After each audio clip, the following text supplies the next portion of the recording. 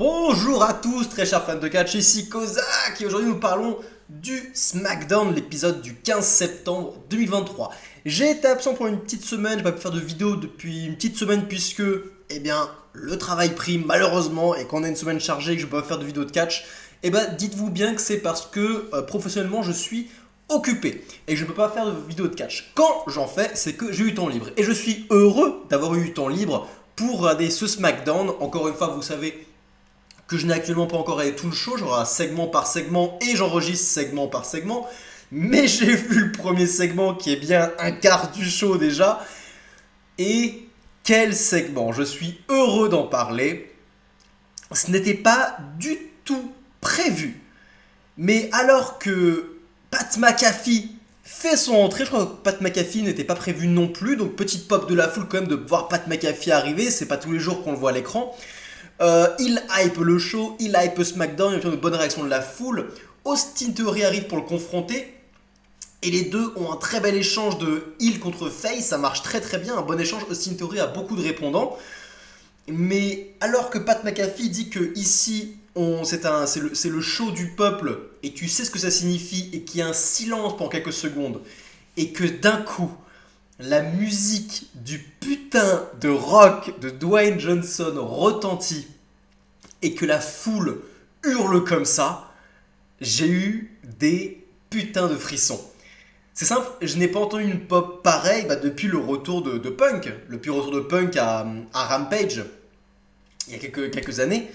La pop d'une star. Une foule qui se lève à l'unisson, une foule qui camoufle la musique de la star juste en hurlant en fait. À partir du moment où vous sentez que la chanson d'une personne est camouflée par les chants des fans, c'est que ça y est, c'est une star. On y est. Et le Rock, évidemment, c'est une star. Est-ce que ce n'est pas la plus grosse star du monde du catch ? Si, c'est clairement la plus grosse star du putain de monde du catch. Et il arrive par surprise, il n'avait pas été médiatisé, n'a pas été prévenu qu'il allait arriver à ce show. Et le voilà, et c'est juste lunaire de voir ça. Et c'est pour ça que ça me manque cette époque où rien n'était préparé, qu'il y avait beaucoup de surprises chez les fans de catch, qu'ils n'allaient pas s'attendre à ce que John Cena arrive, etc., que c'était pas prévenu. Les surprises manquent, parce que quand les surprises arrivent, mais c'est tellement puissant comme sentiment, les fans étaient ouf. Si le Rock avait été médiatisé, qu'il aurait été prévenu, anticipé, les fans auraient popé, mais ça n'aurait pas atteint ce degré-là de surprise et d'euphorie dans l'arène. C'était un truc de starbé. Et de voir Austin Theory avoir du répondant face au Rock, parce qu'évidemment il va y avoir un échange verbal, on va voir tous les trademarks du Rock, finally the Rock has come back, et le fait que ce soit par exemple Austin Theory qui balance It doesn't matter what the Rock says, que Austin Theory vole les trademarks du Rock par exemple, c'était super puissant, ça donne beaucoup de répondants et beaucoup de crédibilité à Austin Theory de rivaliser comme ça, au moins en micro, face à une star pareille. Et le Rock qui va se faire plaisir, je pense que le Rock il a toute la liberté du monde. Je crois que Pat McAfee lui fait un moment, le show dure 2 heures, il faut se bouger le cul là. Mais c'est le Rock. Et je suis certain et j'espère que les talents à l'arrière ne vont pas râler de voir leur temps être diminué parce que le Rock est sur le ring et que le Rock rend les fans fous. Il a la liberté du monde et tant mieux qu'il l'ait. Tant mieux parce que quand il va faire chanter la moitié de la salle You are et l'autre moitié an asshole pour Austin Theory et vice versa, c'était lunaire. Et vous savez quoi, la WWE a bipé, a un peu censuré les propos du Rock quand le Rock disait asshole pour pas que ça se dise d'une bouche d'un acteur sur le ring. Par contre, ils ont pas bipé les chants des fans, et heureusement, parce qu'on avait déjà eu ça plusieurs fois quand les fans chantaient holy shit par exemple, et que du coup on avait plus aucun son puisque la WWE censurait les holy shit de l'arène, ce qui était du coup un peu dérangeant parce qu'on n'entendait plus rien. Au moins ils n'ont pas censuré les chants des fans, donc le segment était tout très très bien réussi malgré la censure, il n'y a pas eu de souci.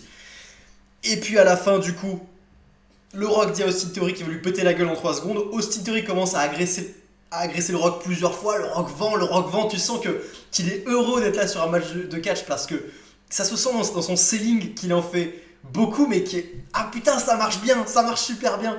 Et il envoie le Rock dans les cordes, le Rock répond avec un putain de Spinebuster et la foule est ouf parce que la foule sait ce qu'il attend, le putain d'Electrifying Elbow. Le Rock prend le temps, il savoure, il gonfle ses pectoraux, il sent la chaleur des fans, la hype des fans et il fait le coup de coude électrisant et la foule pop comme pas possible. Suite de ça, c'est Pat McAfee qui va le faire et le Rock va continuer à hyper la foule pour que la foule pop autant que pour le Rock quand le Pat McAfee va faire son Electrifying Elbow. Et Austin Theory, tu sens que le mec il est heureux d'être là. Je sais que Austin Theory du coup est toujours choisi pour jobber face aux stars, mais quel privilège de pouvoir sell un Stone Cold Stunner, quel privilège de pouvoir sell un putain de Electrifying Elbow et quel privilège de pouvoir dire au putain de Rock It doesn't matter what the Rock says. Mais je pense que Austin Theory il est aux anges à l'heure actuelle. C'est putain là. C'est génial. Encore une fois, je ne fais pas de soucis pour sa carrière. Si la WWE lui fait assez confiance pour qu'il puisse partager les rings avec le Rock ou Stone Cold, ne vous inquiétez pas pour Austin Theory, je ne m'inquiète pas non plus. Je sens que c'est un gamin qui va encore décoller au fur et à mesure et être de plus en plus important et être un vrai danger pour le titre mondial, par exemple quand Roman Reigns n'occupera plus le devant de la scène. Mais nous ne sommes pas encore là. C'est quel début de SmackDown, encore une fois. J'arrête pas de parler de Star Power cette chaîne, qu'il manque du Star Power, il manque des chants de fans, de la puissance en fait, il manque des stars à ce show. Et quand je vous parlais par exemple de CM Punk à la EW, que c'était la seule star qu'ils avaient, c'est parce que c'est celui qui déclenchait ce genre de réaction ouf lors de son retour, par exemple, et que les fans casus connaissent. On connaît le Punk de Chicago, et quand je dis que c'est une star, c'est à ça que je pense. Et pareil pour SmackDown. J'adore les Jey Styles, j'adore les Finn Balor, j'adore tous ces catcheurs. Bien sûr, je les adore. J'aime beaucoup les Seth Rollins. Mais il y a une différence entre des grands catcheurs, des grands noms du business, des grands talents, qui peuvent faire des main eventers en fait. Il y a une différence entre un main eventer classique et impressionnant et une star. Le Rock, Punk et Cena sont des stars. Ils se comptent sur les doigts d'une main, qu'on soit bien d'accord, ils se comptent sur les doigts d'une main. Mais quand une star arrive, l'ambiance, elle change. L'ambiance n'est plus la même. On rentre dans un univers parallèle, si vous voulez. Et c'est un truc complètement lunaire. Bon, pour tous là un peu les haters ou ceux qui en ont marre de m'entendre parler de CM Punk, je ne mets pas CM Punk sur le même piédestal que le Rock et John Cena. Je dis juste que c'est aussi une star. Évidemment. Bref, c'était un opener ouf et je suis hyper hypé de voir la suite de SmackDown qui s'apprête à être plein de surprises. Et oui, j'ai confirmation que le Rock a duré plus longtemps que prévu parce que le match suivant c'est Edge Styles face à Finn Balor, une affiche hyper alléchante. Ils sont allés à 100 000 à l'heure. Ils sont allés tellement vite. Oui, ils ont clairement dû cutter un peu quelques bouts de match. Mais c'était pas plus mal parce que Edge Styles contre Finn Balor, deux super talents, une bonne chimie dans le ring. C'est un match qu'on a déjà eu dans le passé et c'est toujours aussi bon. Bon, là, c'est un match de weekly qui a été du coup raccourci. Donc, encore une fois, les offenses sont extrêmement rapides. C'est un match court, testostérané qui va à 100 000 à l'heure. Et ça marche bien, ça marche très bien. À la fin, les heels avec le Judgment Day, ils prennent de la heat, ils emmènent un peu Edge Styles qui fait des comebacks, qui revient, qui place ses trademarks. Mais finalement, alors que Edge est sur le point de gagner avec son finisher, son Styles Clash, eh bien c'est Jimmy Uso qui là va intervenir alors que l'arbitre est occupé avec le Judgment Day, qui vient de virer le Judgment Day du ring. C'est Jimmy Uso qui va coûter la victoire à Styles et Finn Balor va gagner via un roll-up. De la courte action, très rapide, très efficace. Edge Styles est toujours en rivalité contre la Bloodline, ça marche très bien.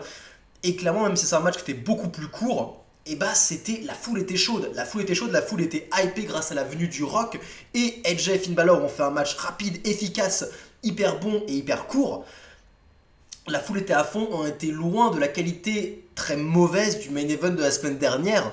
Là, on était face à un vrai putain de match, beaucoup plus court, mais putain, qui marchait beaucoup mieux. Encore une fois, un SmackDown qui est toujours aussi bon pour le moment. Je vais parler de ce qui se passe backstage, je fais pas ça normalement, mais là encore une fois c'est très spécial. Parce que quand dans les coulisses, tu as encore une fois le Rock et Pat McAfee qui parlent, et que d'un coup, Pat McAfee fait, il y a quelqu'un que j'arrive pas à voir qui est derrière toi. Et que t'as John Cena qui fait face au Rock et qui les deux se dévisagent et les deux se font un câlin, mais t'es en mode, mais c'est quoi cet épisode de SmackDown? Qu'est-ce qui se passe? Qu'est-ce qui se passe dans ce SmackDown où le Rock et John Cena sont présents en même temps à l'écran? C'est lunaire. C'est juste lunaire. Mais encore une fois, on n'a pas le temps puisque par la suite c'est une promo Rey Mysterio avec le LWO pardon, dans le ring qui font une promo sur le championnat américain. Enfin, il y a Santos Escobar qui demande à Rey Mysterio une opportunité pour le titre. On sent une mini tension dans l'air quand même un petit peu. Et c'est quelque chose que je veux voir, un Santos Escobar contre un Rey Mysterio avec un Santos Escobar qui devient heel pour prendre le titre à Rey Mysterio pour qu'il se passe quelque chose au moins. Mais là, Bobby Lashley arrive avec les Street Profits. Et il fait ouais, je sens d'attention dans l'air, on va se battre et tout, je vois une tag team et tout, etc. Le LWO, enfin l'équipe de LWO, les deux petits jobbers de LWO font ouais, on va se battre et tout, maintenant c'est parti. Bobby Lashley a pas le temps de finir sa promo qu'un arbitre dans le ring et qu'on part à la pub. Et au retour de pub, le match commence, enfin. Il y a zéro time, il n'y a pas le temps, il faut avancer, on a un épisode de 2 heures à faire. Oh putain, ils sont dans le rush, c'est drôle. Mais bon, c'est excitant. Bon, le match en soi qui arrive n'est pas excitant, mais il se passe plein de choses sympas et on sent que c'est un épisode qui fait plaisir, qui est différent. Bref, continuons. Et le leitmotiv de cet épisode, c'est on n'a pas le temps, puisque effectivement, le LWO contre les Street Profits, ça a duré 30 secondes à la télévision, je crois. Je suis juste allé me lever pour fermer la fenêtre alors que le match venait de commencer. Je me suis retrouvé m'asseoir et le match était terminé. On n'a pas le temps. Ils ont pas le temps. Bon, les Street Profits ont gagné rapidement et tant mieux, c'est comme ça. Ce qui est important, c'est ce qui se passe après, puisque Bobby Lashley va souffler aux Street Profits d'agresser le LWO.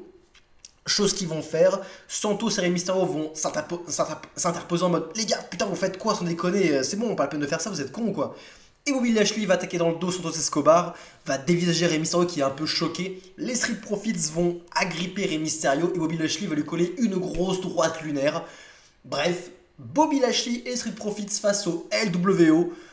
Rivalité qui, je l'espère, pourquoi pas, va impliquer un Bobby Lashley champion US ou n'importe lequel de ces larbins, pourquoi pas, qui va aussi entraîner, pourquoi pas, du coup, un Santos Escobar qui se retourne contre Rey Mysterio. Bref, il y a beaucoup de choses à faire, avec tout ça. C'est chouette. C'est chouettos, mais encore une fois, on n'a pas le temps. La suite, c'est le Miz contre LA Knight. Yeah! Mais quel épisode excitant! La suite, on est au milieu du show, c'est le moment clé du show, c'est là où beaucoup de gens vont se connecter ou vont regarder la télé pour voir ce qui se passe à SmackDown. On est au début de l'heure et c'est LA Knight contre le Miz, un match qui était anticipé, le rematch du PLE. Et qu'est-ce que je voulais que je vous dise? La foule est hyper hot depuis le début de ce show. LA Knight est hyper hot. Le match, la rivalité Miz contre LA Knight prend de plus en plus d'ampleur. Là, on a enfin le fin mot de l'histoire, du moins je l'espère. Et c'est très bien comme ça.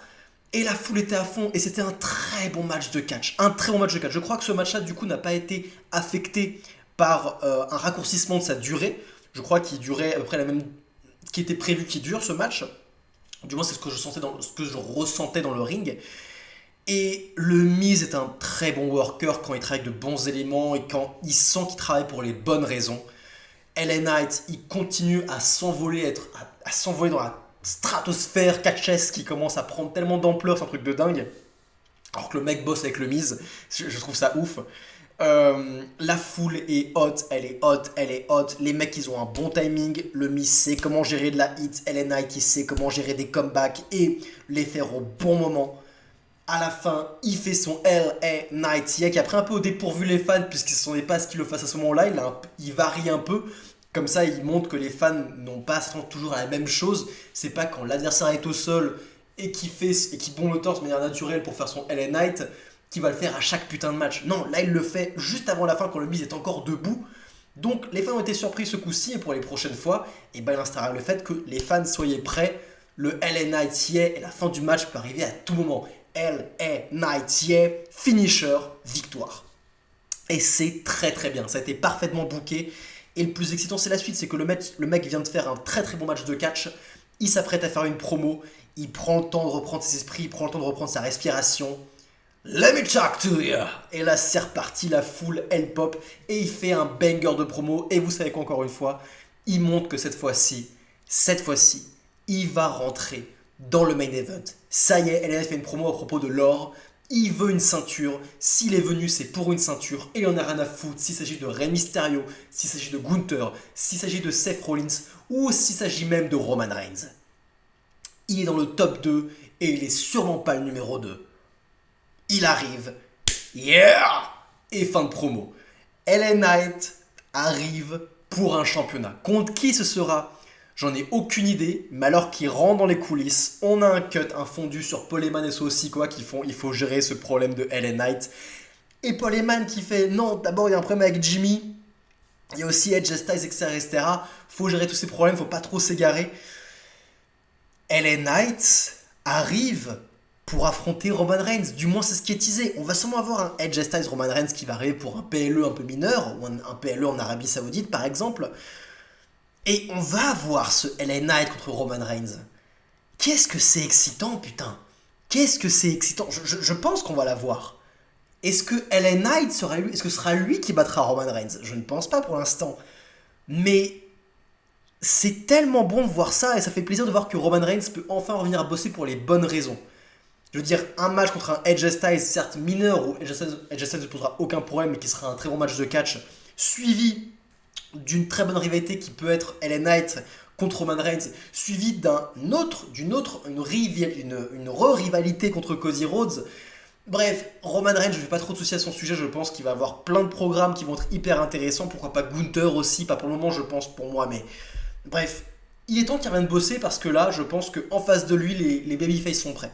Les babyface sont prêts pour affronter Roman Reigns. C'est vrai que ce n'était pas le cas pendant ses vacances d'été, où il manquait cruellement babyface pour affronter Roman Reigns.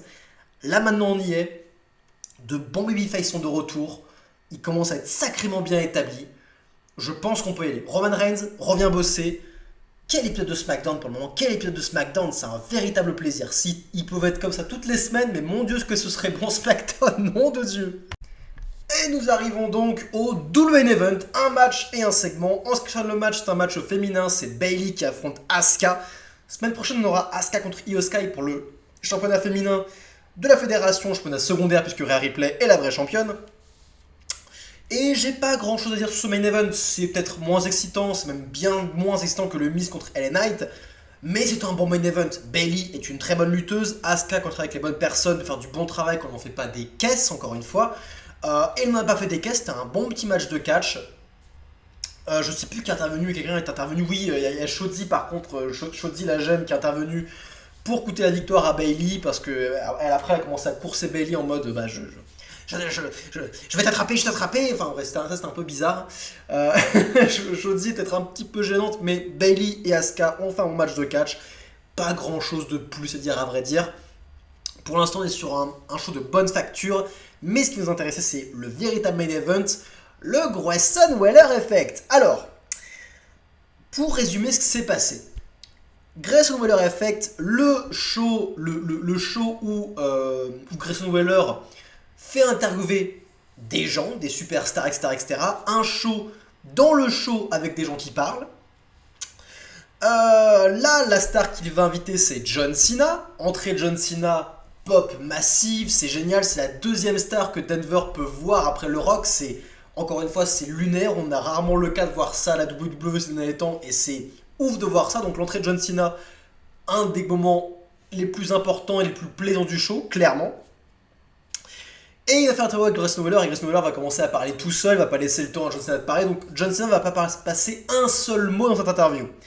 Grayson Waller va se mettre over lui-même, etc. Bon, c'est de la hit facile, et c'est pas forcément pas très ouf, parce qu'on a rien à foutre de Grayson Waller.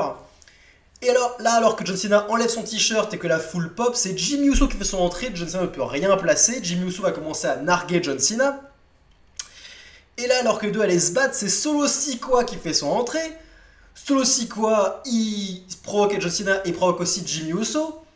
Il fait mine de frapper Jimmy Uso, mais en fait, il fait un super kick à John Cena. Les deux vont commencer à agresser John Cena.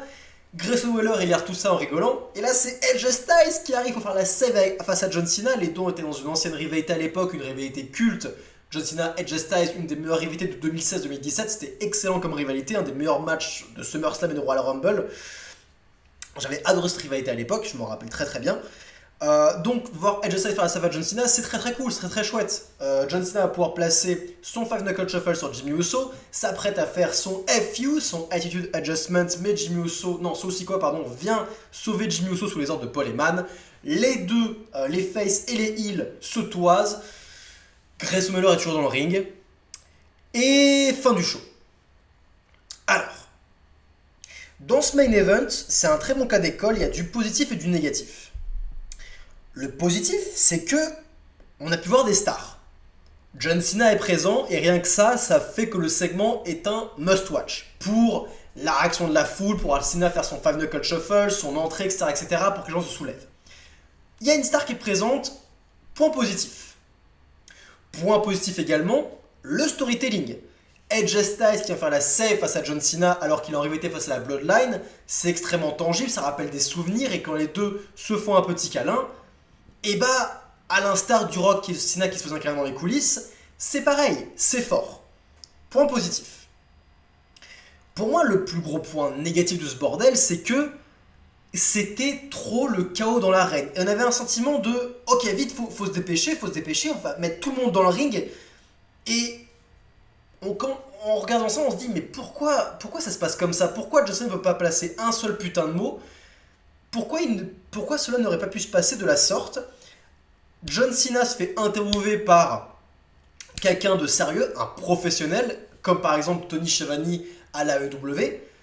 Et dans le ring, alors que John Cena commence à faire une promo et quand même placer quelques phrases et mettre over la foule, là Jimmy Uso intervient pour l'agresser, là Solo Sikoa intervient, et là Edge Styles va faire la save. Pourquoi à la place de ça on a eu Grayson Waller? Pour moi le principal point négatif de ce segment c'est que Grayson Waller était en trop. Mais vraiment en trop. Alors, vous savez que je n'aime pas déjà le Grayson Waller Effect. J'aime bien Grayson Waller, je trouve que c'est un bon talent dans le ring et que je trouve qu'il a beaucoup de potentiel. Mais le Grayson Waller Effect, c'est une purge. Ça ne lui apporte rien à lui, ça n'apporte rien au show et ça n'apporte rien aux personnes qui participent à ce show. Ça n'apporte absolument rien. C'est du temps d'antenne de perdu. Et ce temps d'antenne de perdu va affecter ce main event qui aurait pu être hyper excitant parce que sur le papier, beaucoup de bonnes décisions. Une star, la Bloodline contre John Cena, la Bloodline contre Edge Styles, John Cena qui rappelle des souvenirs. Du bon dans ce main event, mais qui est gâché par une trop grande présence de trop de catcheurs dans le ring. Il y a 5 catcheurs qui se sont passés les uns après les autres dans le ring. C'est trop pour un petit segment, c'est beaucoup trop. Déjà 4 c'est beaucoup, mais ça suffit parce qu'on a une star qui est présente. Donc ça marche. Mais 5 c'est trop, et cette cinquième personne c'est Grayson Waller qui n'a absolument rien apporté à ce segment. Rien du tout.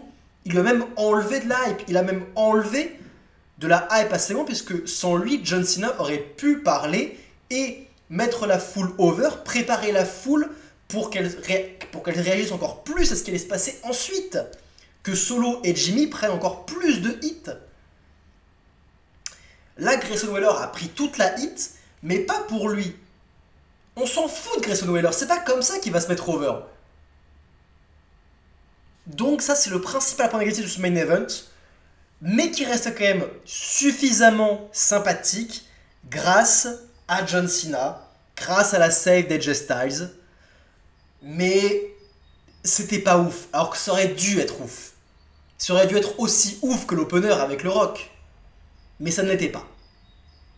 Mais c'est un détail quant à la qualité globale de ce SmackDown qui était un très très bon show, clairement l'un des meilleurs SmackDown depuis le début de l'année. Alors il y a eu d'autres très bons SmackDown, je ne sais pas si c'est le meilleur de l'année, mais il est clairement dans un top 5 des meilleurs SmackDown de l'année, sûr à 100%. On était sur un show d'une très bonne facture, du Star Power. Vous savez quoi, on va pouvoir parler pourquoi, qu'est-ce qui fait un bon show? Qu'est-ce qui fait un bon show de 2 heures? Pourquoi SmackDown était plus réussi que les autres? Oui, la raison évidente, du Star Power. Avoir le Rock et Cena dans le même show, qui ne sont pas juste des main eventers, mais des stars, oui, ça augmente drastiquement la qualité du show. Les gens sont très heureux, les gens passent un très bon moment devant leur canapé ou dans le public. Deuxième point très important, une très bonne gestion de la durée des matchs. Je pense sincèrement que le fait que le Rock ait pris plus de temps d'antenne que prévu et qu'il ait provoqué une sorte de rush dans les matchs, je pense que c'était un point positif. Puisque Finn Balor contre Edge Styles a eu la bonne durée, que le tag team s'est fait drastiquement raccourcir, et c'est pas plus mal puisque on s'en fout de la WO, tout ce qui est important c'est de voir les Street Profits se mettre over et Bobby Lashley et Mysterio rentrer en rivalité. The Miz contre LA Knight n'a pas été affecté et il y a eu la bonne durée, un bon match qui a pris qui a pris du temps d'antenne à juste titre, tout comme Bayley et Asuka, qui est un match tout à fait honorable et qui n'a pas été rushé plus que ça. Bref, je crois qu'on a donc eu 4 matchs qui ont tous eu la bonne durée. Des durées variées et bonnes. Excusez, j'ai pas le mot pour la fin. Donc du star power, des matchs avec des bonnes durées. Et c'est tout en soi. Et pour le reste, tout ce qui est transition, c'est un prolongement des intrigues pour que le spectateur reste connecté, reste accroché à ce qu'il regarde. La Bloodline, Jimmy Uso contre Edge Styles, John Cena qui fait un câlin au Rock, qui rappelle beaucoup de souvenirs. Toutes ces choses-là, et LA Knight qui provoque, qui rapporte, qui est intéressé par l'or, qui veut affronter Rey Mysterio, Gunther, Seth Rollins, Roman Reigns.